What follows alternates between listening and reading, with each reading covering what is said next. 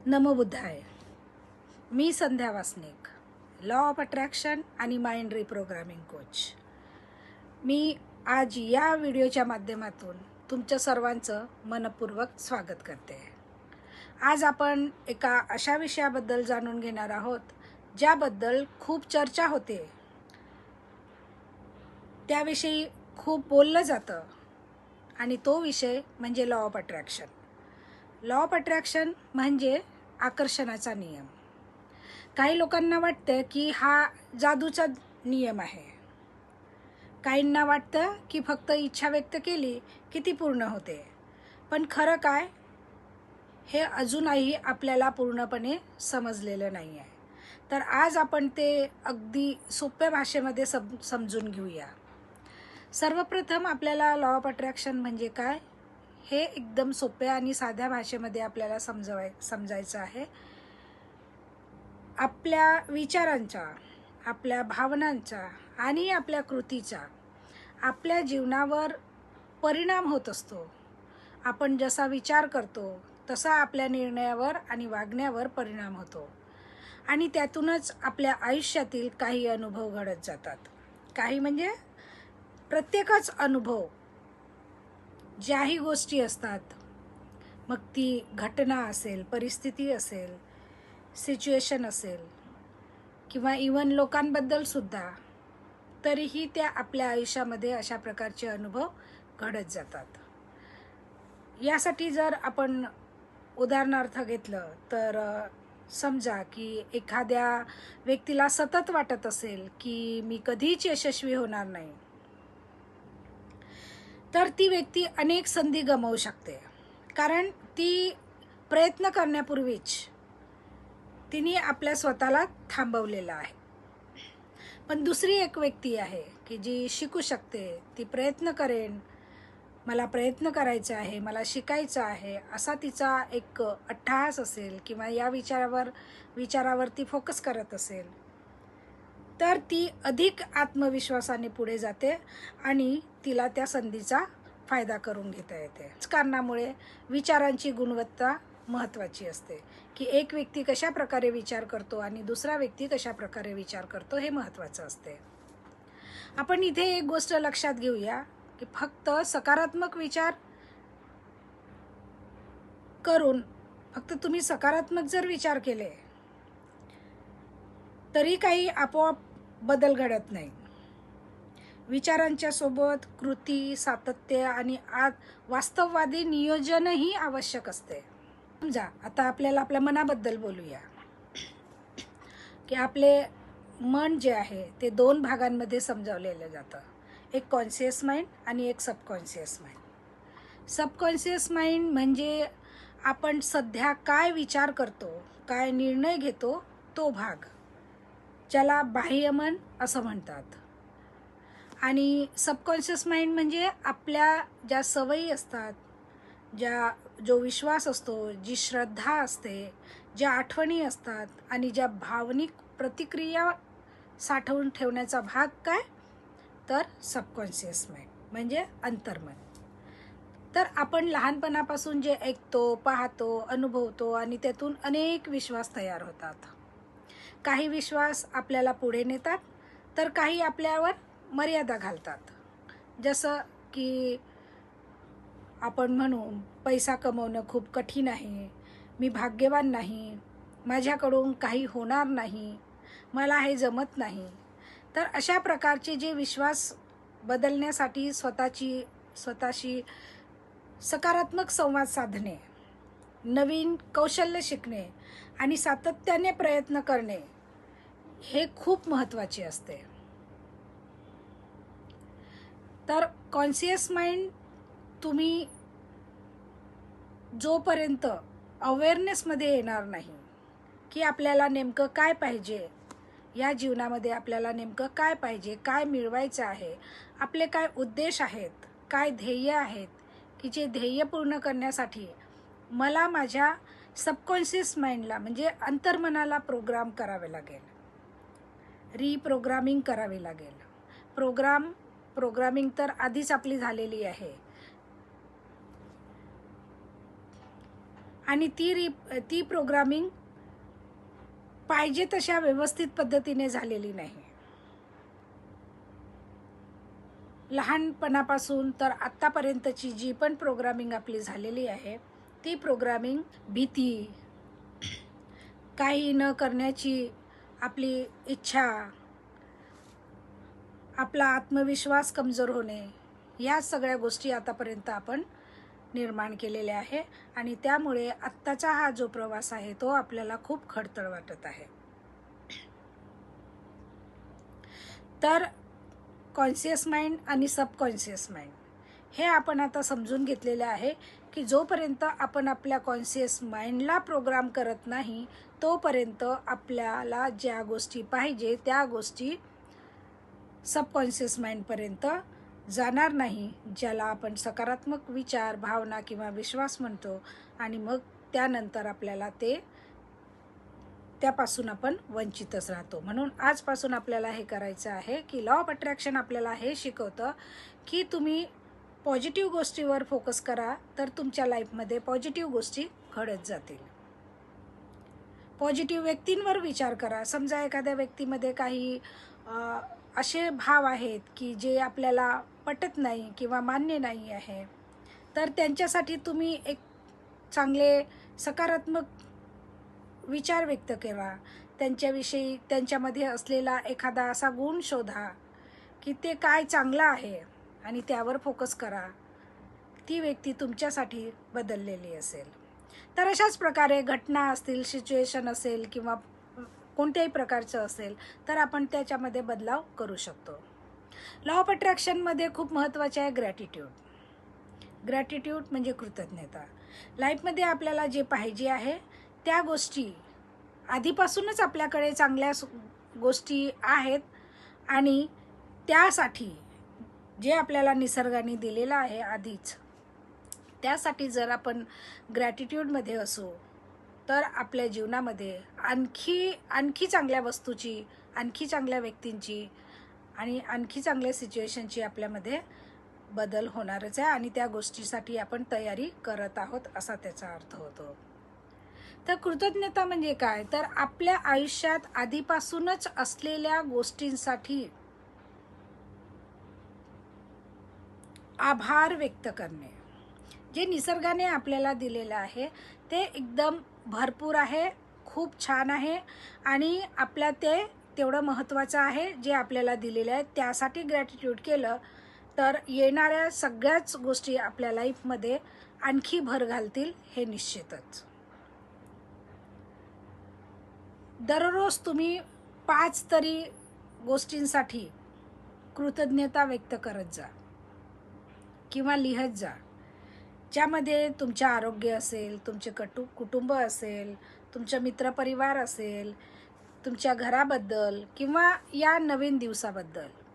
रोज आपल्याला एक नवीन जीवन मिळत असते आणि या नवीन जीवनाबद्दल आपल्याला ग्रॅटिट्यूड देणे खूप आवश्यक आहे. ही सवय तुम्हाला तुमच्या कॉन्शियस माइंडपासून तुमच्या सबकॉन्शियस माइंडपर्यंत नेण्यासाठी आणि मनाला शांत करण्यासाठी आणि खूप जास्त सकारात्मक बनवण्यासाठी महत्त्वाची असते. लॉ ऑफ अट्रॅक्शनमध्ये परत आपल्याला वेगवेगळ्या टेक्निक्सचा उपयोग करावा लागतो आणि ती टेक्निक त्याच्यामध्ये सगळ्यात आधी आपण जर बघितलं तर व्हिज्युअलायझेशन ही एक टेक्निक आहे.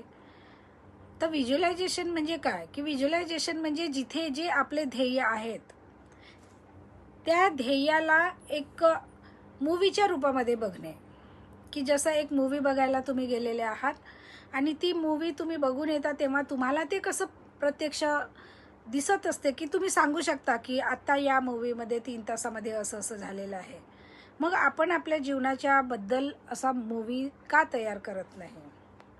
तर तुम्हाला एखादा व्यवसाय करायचा असेल, तुम्हाला लाईफमध्ये काही अचीव करायचं असेल, जे तुमचे ध्येय आहे, जे तुमचे लक्ष्य आहे ते तुम्हाला मिळवायचे असेल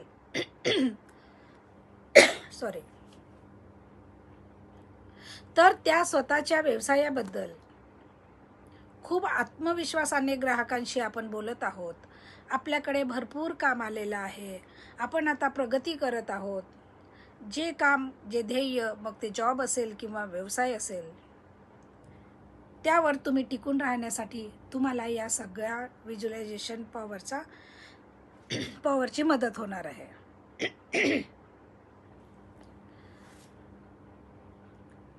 ह्याच प्रकारे लॉ ऑफ अट्रॅक्शनमध्ये वेगवेगळ्या प्रकारचे आपण अफर्मेशन देऊन आपण आपल्या दिवसाची चांगली सुरुवात करू शकतो. अफर्मेशन म्हणजे काय, तर आपण स्वतःलाच दिलेली एक प्रेरणादायक अशी वाक्य ज्याच्यामध्ये आपल्याला जे अचिव्हमेंट आपण म्हणतो किंवा ज्या गोष्टी पाहिजे त्या गोष्टी मिळवण्याचं सामर्थ्य या अफर्मेशनमध्ये आहे. म्हणजे स्वयंसूचना, की तुम्ही स्वतःला सूचना देत आहात की मला हे पाहिजे आहे, मला ते करायचं आहे, माझा हा उद्देश आहे, माझं हे लक्ष आहे. अशा प्रकारे म्हणजे मी स्वतःवर विश्वास ठेवतो, किंवा मी दररोज प्रगती करत आहे, किंवा माझ्याकडे अनेक संधी उपलब्ध आहेत किंवा त्या माझ्याकडे येत आहेत, आकर्षित करीत आहेत आणि मी त्या संधींना कृतीमध्ये आणत आहे. अशा प्रकारचे वाक्य तुम्ही तयार करू शकता. जी तुमची क्षमता आहे त्या क्षमतेनुसार त्या वाक्याचा उपयोग करायचा आणि त्यानुसार आपण वागण्याचा प्रयत्न करायचा. यामध्ये परत एक टेक्निक येते, मॅनिफेस्टेशन टेक्निक. बरेच लोकांना असं वाटते की मॅनिफेस्टेशन माझं होत नाही. मॅनिफेस्टेशन काय आहे, कशी कल्पना करायची असते. समजा एखाद्या गोष्टीविषयी, वस्तूविषयी किंवा एखाद्या इच्छेविषयी आपण इच्छा व्यक्त करतो आणि ती इच्छा आपल्याला मॅनिफेस्ट करायची आहे, तर काय करावं लागेल. कारण जोपर्यंत लॉ ऑफ अट्रॅक्शनचा नियम आहे की लाईक अट्रॅक्ट्स लाईक, समान ऊर्जा समान ऊर्जेला आकर्षित करते. म्हणून तुमचे जे मॅनिफेस्टेशन आहे ते मॅनिफेस्टेशन तुम्हाला कोणत्याही प्रकारचं नुकसानदायक नसावं, तर तुम्ही जीवनामध्ये चांगल्या गोष्टी अनुभवण्याचा, आकर्षित करण्याचा तुम्ही नेहमी प्रयत्न करत राहा. आणि त्यासाठी आपल्याला कृती करणे आवश्यक आहे. समजा तुम्हाला असं वाटत असेल की एखादी तुमच्या मनामध्ये भीती आहे, शंका असते आपल्या मनामध्ये, हे होईल की नाही होईल, हे कसं होणार, वेगवेगळ्या प्रकारची भीती असते आणि त्यामुळे पण बऱ्याच लोकांना मॅनिफेस्टेशन जमत नाही. मॅनिफेस्टेशन म्हणजे कल्पना करणे, तशी कल्पना करणे की मला म्हणजे समजा की पैसा पाहिजे, तर पैशाबद्दलची जी तुम्ही इच्छा व्यक्त केलेली आहे त्याला मॅनिफेस्ट कसं करायचं, ती प्रत्यक्षात कशी आणायची है ना. कोणीतरी राईट ब्रदर्सनी एक एरोप्लेन मॅनिफेस्ट केलं होतं, इच्छा व्यक्त केली होती की अशा प्रकारे एका ठिकाणाहून दुसऱ्या ठिकाणी जाण्यासाठी की असं काहीतरी साधन असावं की जिथे कमी वेळेमध्ये लवकरात लवकर पोहोचता येईल. तर हे त्यांनी मॅनिफेस्ट केलं आणि त्यांनी ते तशी कृती करायला लागले आणि त्यांचा पूर्ण विश्वास होता की हे मी करणारच आहे, हे आम्ही करणार. आणि त्यामुळे त्यांनी ती गोष्ट अस्तित्वात, ती वस्तू अस्तित्वात आणली. आधी एरोप्लेन किंवा विमान अस्तित्वात नव्हतं, तर आत्ता नंतर आधी त्यांची इच्छा झाली, म्हणजे एक विचार आला की आपल्याला ती कृती करायची आहे. विचार केलाय की आपल्याला एरोप्लेनसारखं असं एक अशी वस्तू बनवायची आहे. मग त्यांना त्या विषयावर त्यांच्या भावना निर्माण झाल्या की कसं काय, ती निर्माण झाल्यानंतर काय होणार, कसं राहणार, कसं दिसणार, या सगळ्या गोष्टी. मग त्यांचा विश्वास इतका घट्ट झाला की त्यांनी आपल्या विश्वासाला कुठेही तडा जाऊ दिला नाही आणि तशी कृती करायला लागले. आणि म्हणून आज आपण जे बघतो आहे तर ती एका विचाराचीच देण आहे, ज्याला आपण एक एरोप्लेन म्हणून आपण नाव दिलेलं आहे. ठीक आहे. तर याच गोष्टी असतात, ही अशीच भीती असते, शंका असते आणि आपल्याला समज नसते, त्यामुळे आपण ते कधी निर्माण करू शकत नाही आणि मग आपल्याला असं वाटते की माझ्या जीवनामध्ये फक्त दुःख आहे. तर दुःख तुमच्या जीवनामध्ये नाही, तर दुःख तुम्ही निर्माण केलेलं आहे. ती आपल्याच कॉन्शियस माइंड सबकॉन्शियस माइंडची उपज आहे. जिथे आपण सुख मागू शकत होतो तिथे आपण दुःखाला अट्रॅक्ट केलेलं आहे.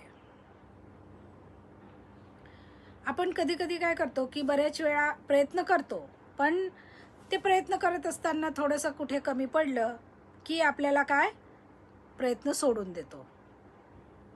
ओके नाही. म्हणून काय की एकदम तुम्ही मोठ्या स्वप्नाकडे धावू नका, मोठ्या यशाकडे धावू नका. तर छोट्या छोट्या गोष्टीमधून, छोट्या छोट्या प्रयत्नांमधून यश सातत्यपूर्ण मिळत असते.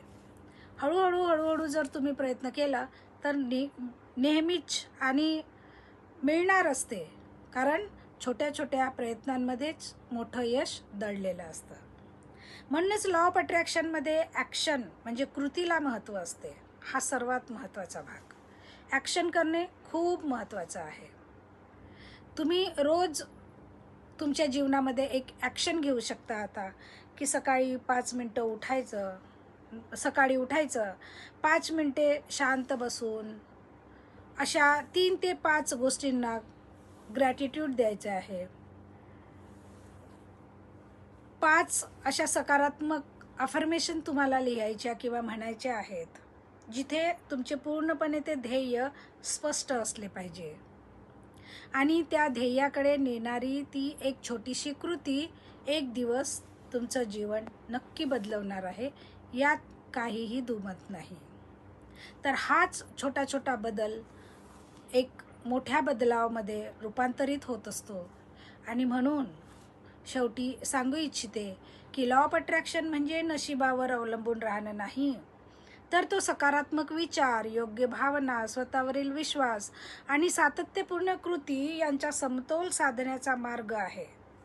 आपण मन, विचार, कृती यांना एकाग्र दिशेने नेतो, म्हणजे एकाच दिशेने अलाइन करतो किंवा एकाच दिशेने नेतो, तेव्हा आपली उद्दिष्टे साध्य करण्याची खूप शक्यता वाढते. म्हणून आपले मन, विचार आणि कृती हे कधीही एकाच दिशेने जाणे खूप महत्त्वपूर्ण असते. कधीकधी म्हणजे नेहमीच आपल्या मनामध्ये असं होतं की विचार काहीतरी करतो, आपण कृती काहीतरी वेगळीच करून घेतो आणि रिझल्ट त्याचा वेगळाच काहीतरी मिळून जातो. तर लॉ ऑफ अट्रॅक्शन हे असं माध्यम आहे जे आपल्याला एक संपूर्ण जीवन जगण्यासाठी, मग तुमची हेल्थ असेल, रिलेशनशिप असेल, करिअर असेल किंवा आणखी मनी असेल, कुठल्याही एरियामध्ये जर तुम्हाला यश संपादन करायचं आहे, ध्येय निश्चित करायची आहेत, तर तुम्हाला लॉ ऑफ अट्रॅक्शनच्या माध्यमातून खूप सोपं जातं आणि आपले ध्येय एकदम क्लिअर होऊन जातात. तर ही क्लॅरिटी येण्यासाठी जर तुम्हाला हा व्हिडिओ आवडला असेल तर नक्की लाईक करा, तुमच्या मित्रांसोबत शेअर करा आणि अशाच सकारात्मक विषयांवर व्हिडिओ बनवण्यासाठी, व्हिडिओ आणण्यासाठी, म्हणजे तुम्ही जर मला एक सपोर्ट केला तर मी आणखी या विषयावर नवीन नवीन व्हिडिओ आणणार. आणि त्यामुळे तुम्हाला जर हा व्हिडिओ आवडला असेल तर अशाच सकारात्मक विषयांवरील व्हिडिओसाठी चॅनलला सबस्क्राईब करा. थँक्यू.